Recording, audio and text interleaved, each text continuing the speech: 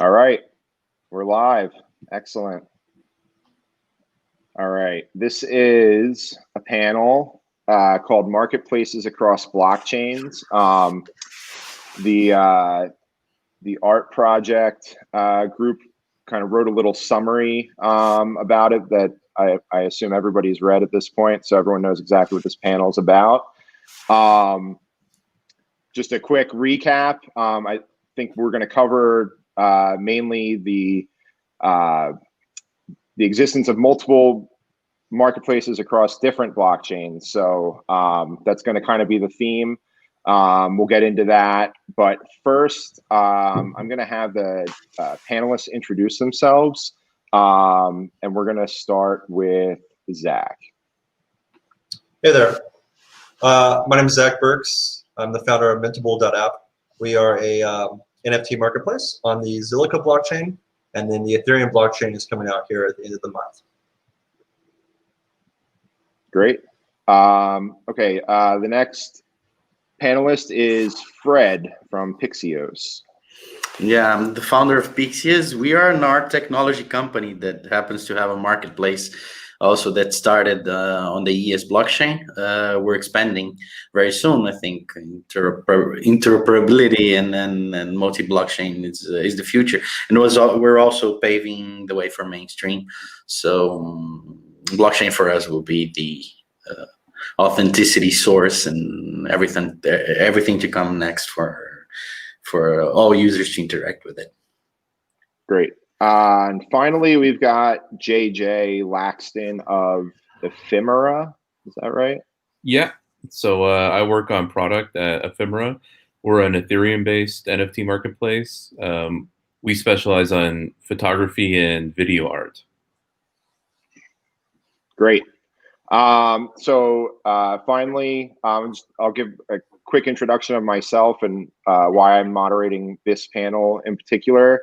I'm Joe Looney. I guess I'd be considered an elder in the crypto art space. I've been in it since 2015, 2016 with Counterparty, which is a platform people don't really hear about anymore. And unfortunately, the Counterparty guy hasn't shown up, but I'm not a panelist, so I'm not going to talk about that. But my first question for the three of you that are here is one of the things that was mentioned in the quick summary of this panel was that it's the first sentence was, with dozens of digital ecosystems competing to deliver revolutionary products and services, and continued from there. And I'm curious because I think this is a thing that comes up a lot in this space. And I want to ask all three of our panelists to define what exactly are these revolutionary products, and why is it that we're all here in the first place? So I'll start with JJ. Sure. So I think, like, really broadly, why we're all here is because for the first time ever, we have digital scarcity for digital goods. And I think that that's a really important idea that's never existed before. If you think about art in general, anybody can download a picture of the Mona Lisa to their laptop, and you could, copy paste it 1,000,000 times and have 1,000,000 Mona Lisas. But what does it mean to really own the painting? And how do you ensure that, the owners can prove that they own it? And before all of this technology existed, there was really no way to do that. And so for us, we're taking a type of art that's really born digitally, right? Photography, 99% of the pictures taken today start on a digital sensor. They exist as, pixels and bytes first. And then we're kind of bypassing the traditional art market where you had to print it onto a piece of paper in order for it to have value and change ownership. And now we can do that directly, digitally, and it never has to touch the physical world. And I think that's really exciting. But ultimately, it comes down to digital scarcity for me. Great. How about you, Zach? You know, JJ has a really good point with digital scarcity, but I think it's a bit more. You know, I got into NFTs back a little bit before CryptoKitties, when CryptoPunks came out, and since then I kind of realized like, hey, these NFTs are really powerful. What we can do with them is not just have a game item, right? I've always thought that game items are kind of a low-hanging fruit for NFTs. I have a paper published with the IEEE using them for food traceability and tracking, you know, food along the supply chain. And so one of these revolutionary things that we can do with NFTs is to be able to unlock the kind of the assets that you can use them for and utilize them for. And that's kind of what we're trying to do with Mintable. We know when our launch of our Ethereum 2 version comes out at the end of this month, we have private files. And one of the things that this unlocks is essentially a new type of asset where right now we have about 3 or 4 assets for NFTs. We have domains, we have artwork, we have well, artwork and collectibles that fall in the same category. We have domains, collectibles, game items, and then kind of a miscellaneous category, right? With a file that's private and attached to an NFT, this unlocks a new type of asset, which is kind of a utility asset, where you know, when you download the file from this NFT that you now own, speaking of the digital scarcity, you also get the utility that comes along with that, opening up kind of the door to different things. And I think that this is the revolutionary aspect, is that the flexibility of NFTs are so large that you can go from, you know, it being a lease of, you know, a property, to it being a collectible item, to it being a game item, you know, a sword in a video game. And that's a really important aspect. And that allows for kind of a flexibility along marketplaces to be able to, you know, focus on an individual niche, you know, whether it's an art marketplace, it's a files marketplace, it's a game items marketplace. And this is the revolutionary part of NFTs, is because it falls under one category. You know, it's an NFT, but it's a much larger asset class. You're muted. I think you're muted. All right, sorry. So I'm glad you could see me talking, because I was trying to interrupt you. So would you distinguish between an NFT, and I'm glad you brought up NFT, because that was my next question, is how important is the nomenclature that we use and the words that we say when describing these digital assets, especially across blockchains, and is that an important thing that we need to think about in general, that we call things that are the same, and that we call things that are different, and kind of where do we define the similarities and differences? And one of the things you brought up is NFTs that represent other things. Well, when the birth of NFTs was that they didn't really represent anything but themselves. So when we start to go into the realm of NFTs representing, being representative of other things, do we still need to call them, should we still call them NFTs? Should we call them something else? Should we distinguish lower categories between them? I guess, you know, yeah, go ahead, Zach. Well, it's a good question. One of the things, I was having a conversation with one of our team members the other day, and we were saying that we need to have a new name for different NFTs. So first, NFTs in and of itself is kind of a bad name. It's really for us nerds, right? People that are in the NFT or the crypto space, the NFT space, and it's not the best kind of way to get adoption. What Mintable does is we just call it digital item, right? So we have a broad kind of umbrella category of digital item for any NFT. But I was having a conversation with a team member, and they were saying, you know, we need to have a distinction between art NFTs, our voting NFT, because we have a DAO which is ran by NFTs. And then like utility NFTs for like files and stuff. And so it's a good question, but it also provides complexity that I'm not sure that we need if we want to get to a user-friendly adoption level, right? Like when I go to Amazon, there's categories of items, but that's logical, right? I either want shoes or I want a TV, but you don't have to search for, is this an online item? Is this a physical item? Is this is this a downloadable file only, right? And so I think that it kind of adds complexity to do that. And I think we should kind of just adopt a digital item instead of, using ERC 721 or whatever the native standard is for whichever blockchain we're on.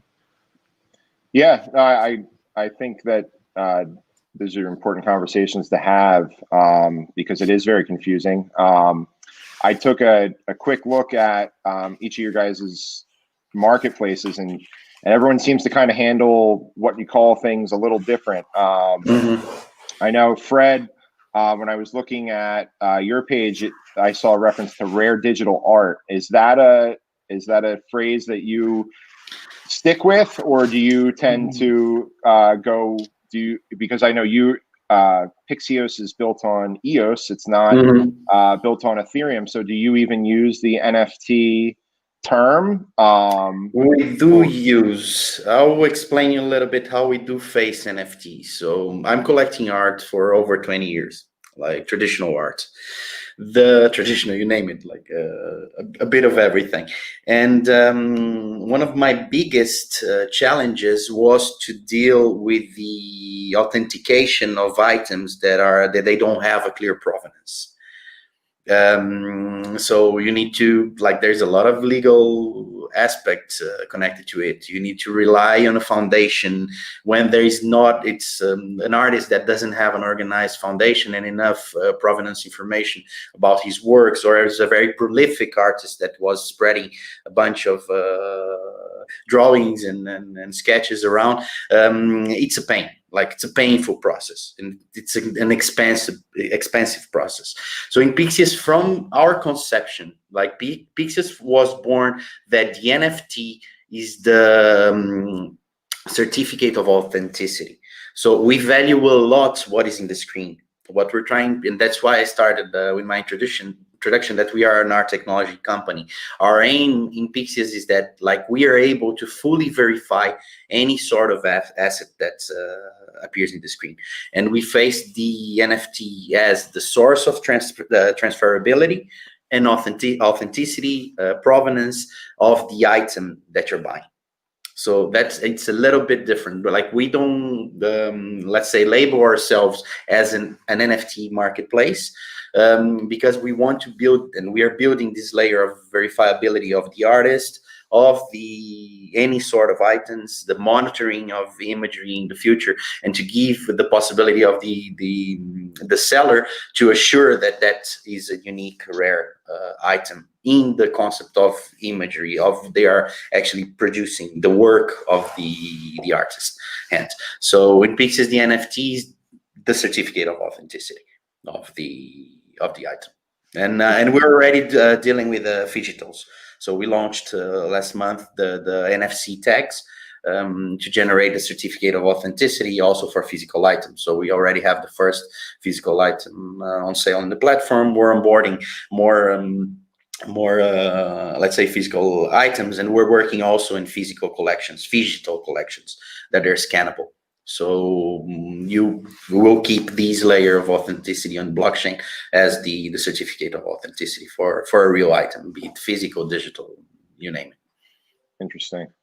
JJ, I wanted to ask you, because I didn't really see any reference to any sort of NFT or anything on the Ephemera site either. It seemed to be the term tokenized artwork or art tokens, or so are you consciously staying away from using that term, or do you think it's confusing for people? Yes. I think we are. Part of our mission is to really bring all the value that we all understand as people who understand blockchain technology to people outside of the crypto community. And I think it does start with naming conventions. So for us, at least for our use case, which is different from the other use cases here, that the NFT is the art in itself. There is not a separate piece of art. It's not a token that is derived from a separate token. It is the art in itself. And so we try to just call it what it is. It's art. So instead of tokenizing art, you're publishing art onto the blockchain, and try and use those naming conventions that people are used to. I think it helps in onboarding people. There's a hard enough time teaching someone what is Ethereum, what is an Ethereum wallet, what is MetaMask, how do you set it up? Why do I have to sign? Why is logging in not with a password? Why is it signing a transaction? And so these are the kinds of things that I think, the easier, the more the concepts can map onto concepts that exist already, the easier the onboarding process is. Do you find that your market is from art collectors that are not blockchain enthusiasts?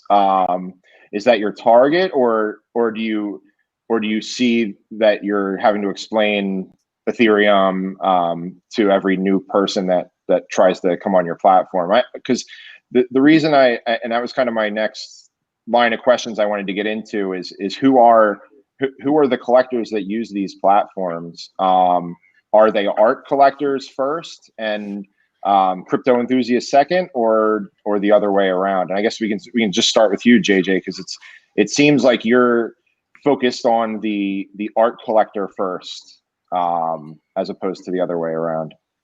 Yeah, so we're kind of in a unique position where we just launched. So our official launch was yesterday. We've been live on mainnet for about a week. So for us, in terms of, we're still in that kind of acquiring users phase where we're going out there, we're meeting artists, we're meeting collectors, and I think at this point in the growth of the company and the platform, definitely we're reaching out to people who understand crypto already. But we haven't stopped. That hasn't stopped us from reaching out to people who are kind of curious or people who are aware of the space. There's a lot of people out there who have, you ask anybody, have you heard of Bitcoin? They're going to say yes, most likely. And that's if they're at least somewhat aware, they're somewhat aware of crypto art, the onboarding process, even if they've never tokenized before, they've never used MetaMask, is a lot easier. And so I think that it's going to be this, there's a lot of collectors in crypto, a lot of wealth in crypto. And I think that there's going to be this hybrid model of crypto people and non-crypto people, using these platforms together. I don't think that we're there yet for total mass adoption with just anybody who's off the street can come in quickly, buy art.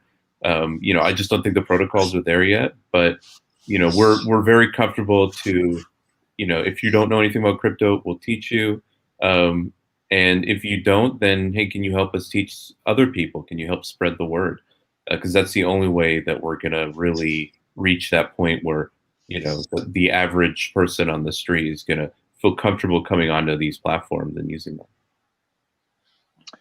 Yeah, I guess I agree. I think that in a lot of ways you need to become a crypto enthusiast to understand this stuff. Zach, because Mintable, I am just recently learning, has tokens on 2 different blockchains. I wonder, was that decision driven by you just wanting to branch into different blockchains and seeing that as the future of this space, or of just having a blockchain that you could try different things on that maybe you couldn't do on Ethereum? Well, we launched on the Zilliqa blockchain and support the Zilliqa blockchain as well as the Ethereum blockchain for a few reasons. One, earlier this year with the DeFi craze of Ethereum, we were seeing gas prices that were just kind of astronomical. And what that meant was when you wanted to create your smart contract on Mintable, because the Mintable version we launched in 2018 that's live right now on Mintable.app, it is not a marketplace, right? It's a tool for you to create your NFT that you can go sell on other marketplaces. And it's going to be replaced here in a few weeks with the actual full-fledged marketplace we've been working on for a very long time. But when you wanted to create your NFT on Mintable, it would cost you like $600 in transaction fees, right? None of that was our fee. It was just the gas prices. So this was a huge issue. And, we've had gas spikes before.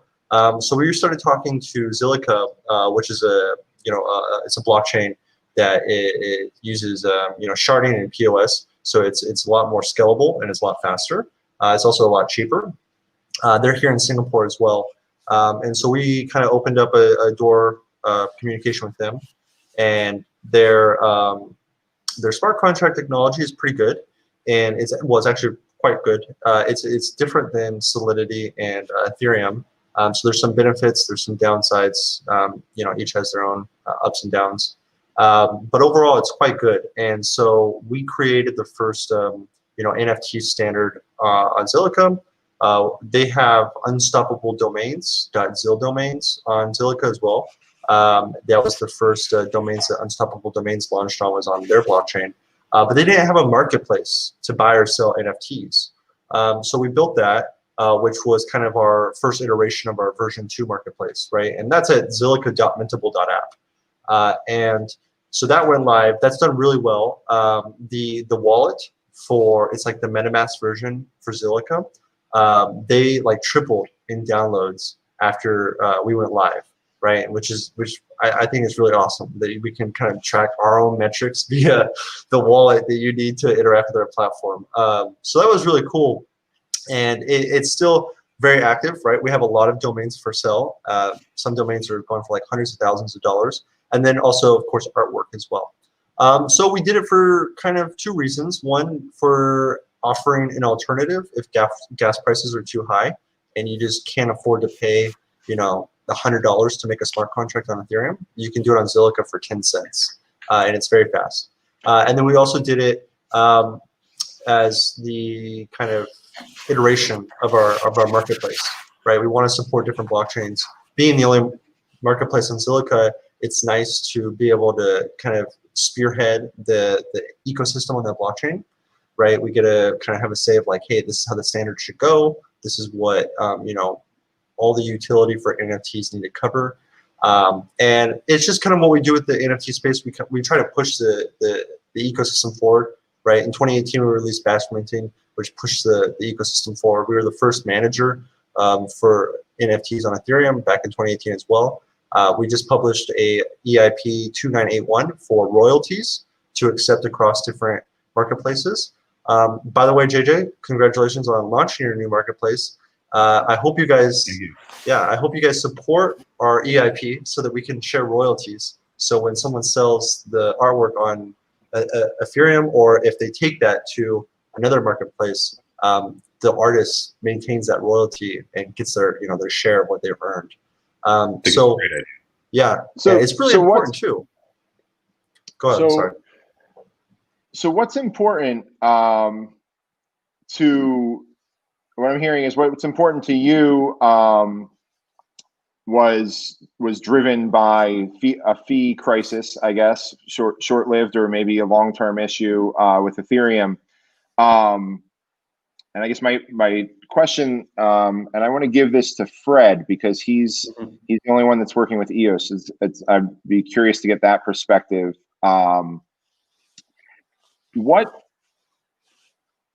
Regardless of why you picked EOS to begin with, what makes you stay with EOS?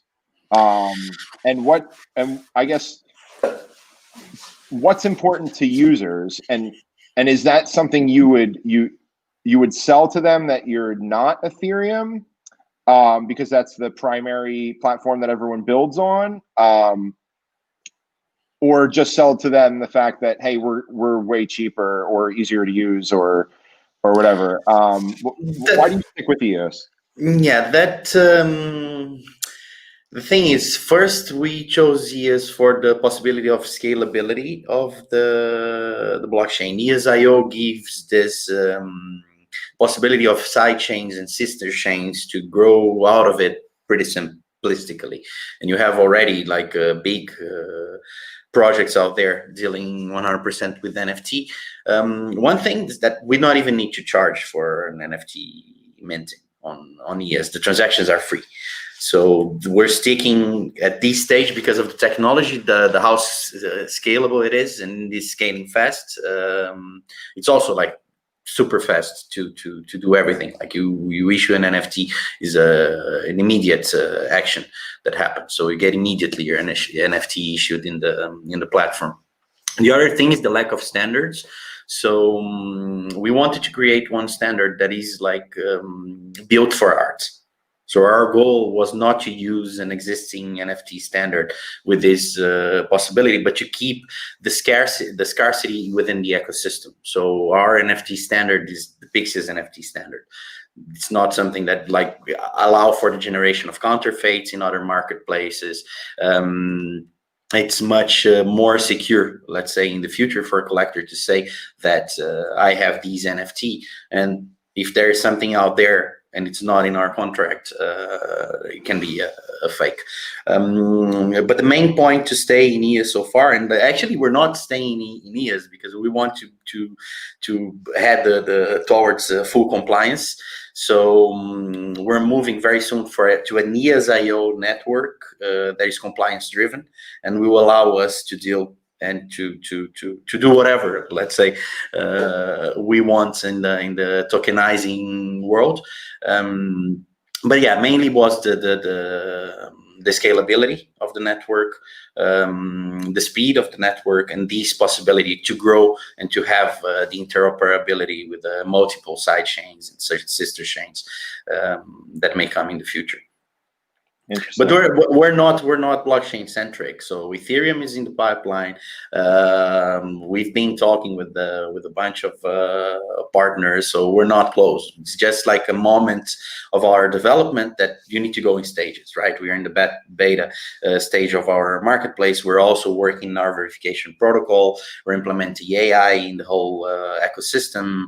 We're also building a freelance marketplace for creators and clients to get in touch with them and have this whole layer of authenticity that blockchain can offer, traceability for intellectual property, for copyright, and you name it. So Pixies is a big ecosystem that is right in the beginning. So we have these dreams of interoperability and to also offer services for the Ethereum community. But EAS allows us to build fast proprietary blockchain tech to art at this stage. That's where I was sticking with it. So JJ, let me come back to you because you mentioned you guys just recently launched. So I got to assume you're the newest of the three companies that we have here. When you hear Fred mention all those great things about EOS, that it's nearly instant and free, what made you go with Ethereum as your platform to build on when there are these issues of fees going up and usability issues that may not exist on other chains? What is it that kind of solidified your move to use Ethereum as opposed to another option? I think especially in this space, the motivators for starting a new project, there's a bunch of different motivators. So one of them is technology driven. You're playing with different features on a particular blockchain. You're like, hey, I think I can, I think other people want to use this. So maybe you build an organization around that. The other way to kind of start an organization is with a product focus. And so for us, we were really quite clear about what we wanted to build and who we wanted to build it for. And then it was a matter of, okay, what blockchain do we choose? And so for us, Ethereum was a pretty easy choice in terms of kind of where a lot of the art market is today. I don't think that I think that we're pretty innovative in how we've, organized how users interact with each other, how there are users who can tokenize artwork on behalf of others. We call that galleries. We have other features where, artists can upload additional material called a vision board material, where they can have their studio, their muse, what inspired them to make this particular piece of art, adding that kind of visual metadata. All these ideas aren't necessarily blockchain specific. And so for us, considering the amount of resources, the users that were on Ethereum, it made it a pretty easy choice for us. Interesting. So go where the users are.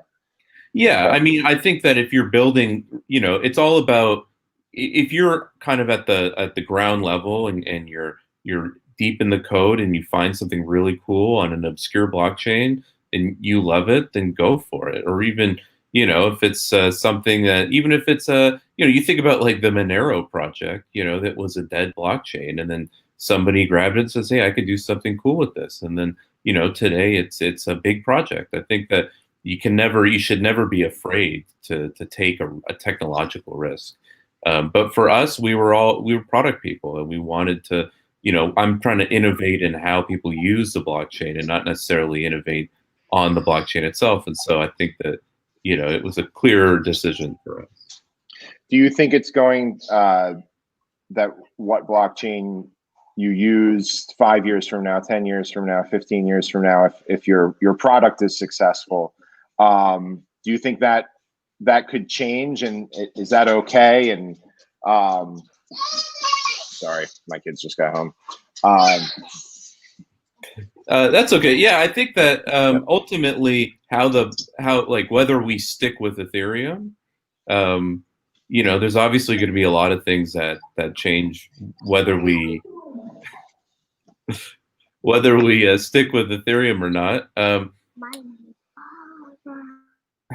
Cool. I didn't mean to. Yeah, he wanted me to pick him up. No. I think I think that it makes sense. Focus on the product, because that's what you're in control of. And I guess that leads me into my final question, because I think that should finish us off, and I want to make sure that everyone gets a chance to answer. How much does it concern you, as someone that leverages a blockchain? Hold on, buddy. That leverages a blockchain. How important is it to you, or how much does it concern you that you don't necessarily build the tools that interact with the blockchain? As far as I know, I think all the projects you guys use a third-party wallet. So I guess how much does that concern you going forward? That maybe is that something that you might have to build out yourself, or is sticking and partnering with third-party wallets to interact with blockchains kind of the way to go? So I'll start with, I won't put JJ on the spot with that. Let's start with Zach. Yeah, actually, I don't think it's too big of a concern on our part. It's kind of like saying that you're an e-commerce, or NFTs are e-commerce transactions, and it's like saying if you're in an e-commerce store, you have to be your own bank, right, to accept payments, which there's a lot of responsibility there when you do it that way. Of course, you could go the route of building your own wallet to remove kind of that friction, but there's still going to be friction on that end. One of the things that we're looking at that's on our roadmap is to, we try to abstract the blockchain out. So we will be offering another form of payment that allows for everything to still be finalized on the blockchain. And this will make it where even if you don't have a wallet, or if you don't own Ethereum, you'll be able to submit your transaction and still have everything processed on the blockchain. I think this is kind of the future of where most marketplaces will go, is they'll act as almost like a relay, right? It's kind of like when you purchase something on Stripe. Stripe is kind of the middleman. They communicate between the bank, which then communicates between the two other banks and processes that transaction. So that's the way that it probably will go down in the future, and it won't really be that big of a deal if the UX of interacting, submitting a transaction kind of changes or improves or get worse, because it should be on the platform itself to provide kind of a better means as an alternative option. Yeah. How about you, Fred? Are you dependent on other wallet software, or are you in contact with those teams, or how does that work for Pixios? Yeah, that's always a challenge, and we've been working heavily on onboarding.